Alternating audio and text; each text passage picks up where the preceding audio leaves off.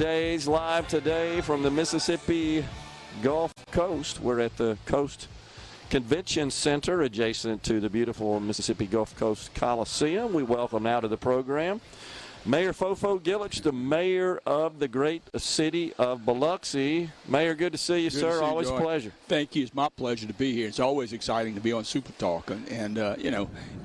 It's just terrific to have everybody here. I think we've had some good interaction with folks. And, the MML and the municipalities are more and more, part of Mississippi, and the things that they do are more critical to decisions and where we need to go. So it's exciting for us to have everybody here. Well, residents of the Gulf Coast, of course, are accustomed to this, but for us landlubbers a little further north, it's kind of interesting that I get to host a show with a view of the Gulf. It really is amazing. It's beautiful, isn't it? I did that welcome today. I said, I'm here to give you a warm welcome.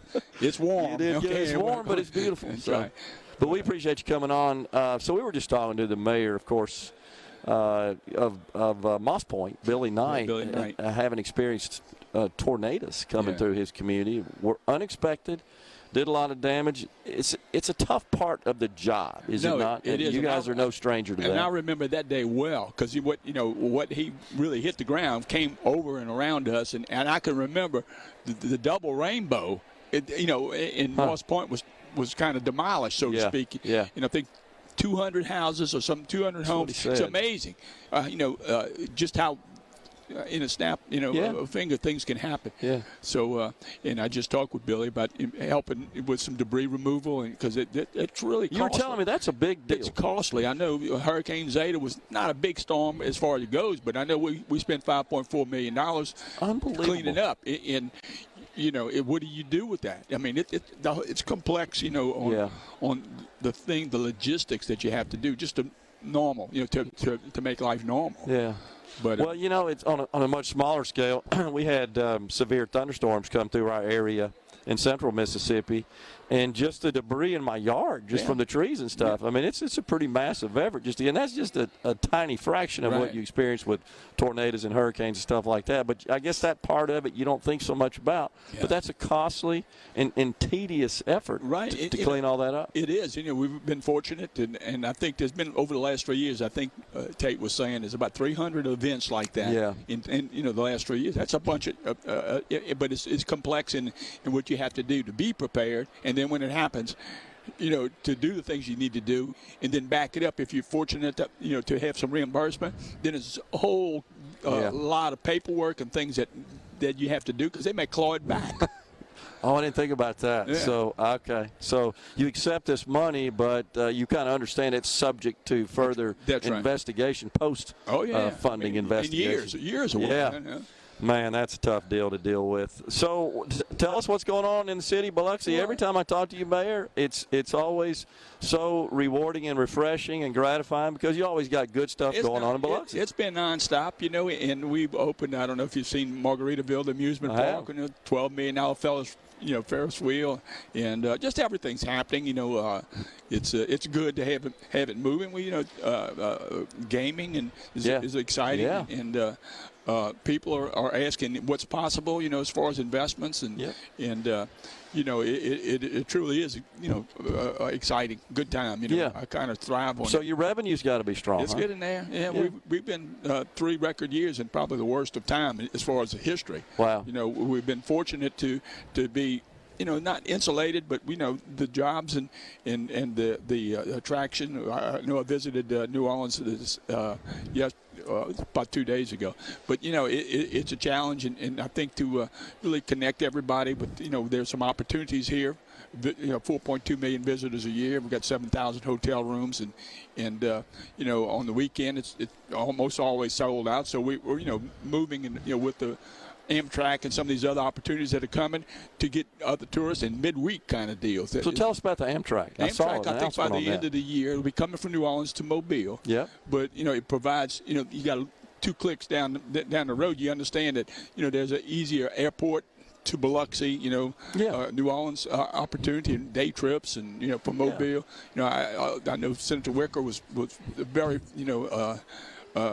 key in trying to make those things happen, and we've been battling this for years, on what could be done. Yeah. And, you know, I think initially we talked about train from Orlando to New Orleans. Wow.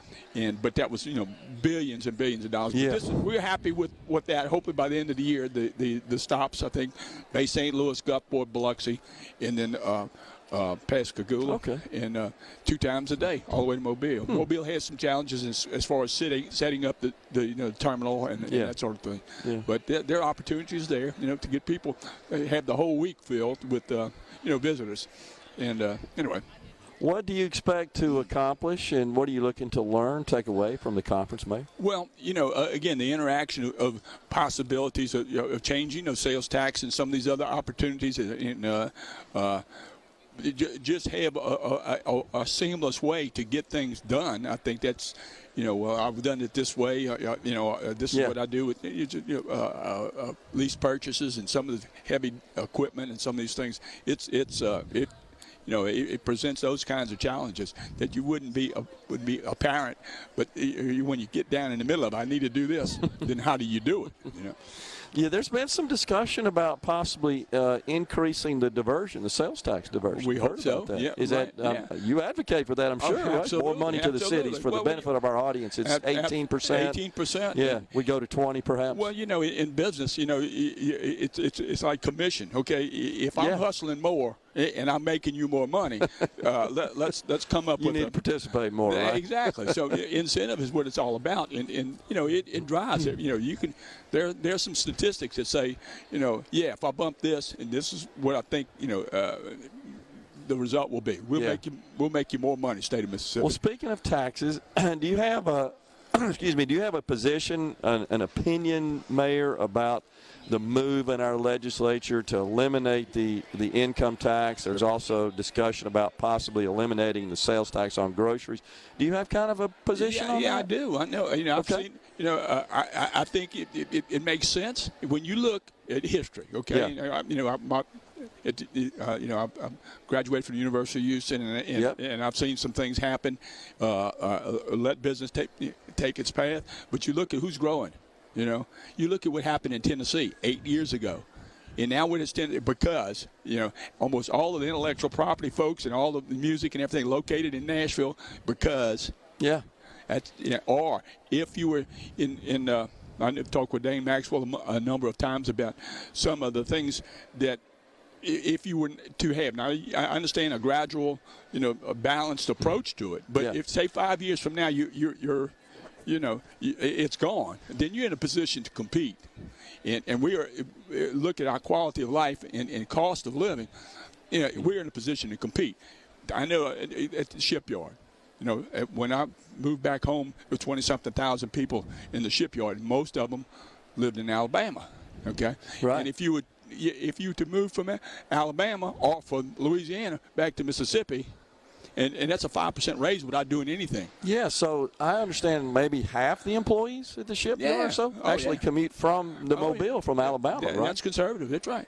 And, you know, then you got the same thing in Slidell and Stennis and some of those things. Sure. But you'd have that also, you know, in Tennessee up towards, you know, South Haven and some of those other ones because – it would put you on a level playing field. Yeah, Speaker of the House Philip Gunn made that analysis when he was lobbying, of course, to get the income tax eliminated, was that he knew people that still lived in Tennessee, worked in DeSoto County, and would gladly move to DeSoto County if we could eliminate the income tax. I think so. You know, and you got to take a logical approach. And Speaker Gunn did make a good – when you really look at what do I pay in grocery tax? What do I pay in sales tax? What do I pay in these other taxes? You know, you can balance this approach where it's a net zero, but, you know, the opportunity that you would benefit, the state would benefit, has weight. And you need to, you say, well, I'm going to tax everything. Well, you don't have to do it that way. And I think the Speaker had and the Governor had, I think, some opinions on this. This is a big deal. If you were able to do that, didn't that put you with 18 states? That have no state income tax, but primarily California. California's moving to Texas and Florida and Tennessee. New York, same thing. They keep raising them. Florida, Well, Florida, is a little different because they have a complete different structure as far as ad valorem taxes. And, they do. Yeah, but property taxes. But we can be pretty strong. Yeah, no doubt. No doubt. Well, Mayor, it's always good to talk to you, sir, and I'm sure you'll have a great conference, and thanks for dialing up this good weather for us on the beautiful Gulf Coast. Good job in the city of Biloxi. Thank you so much. Yep, appreciate it. Anytime you call us, okay?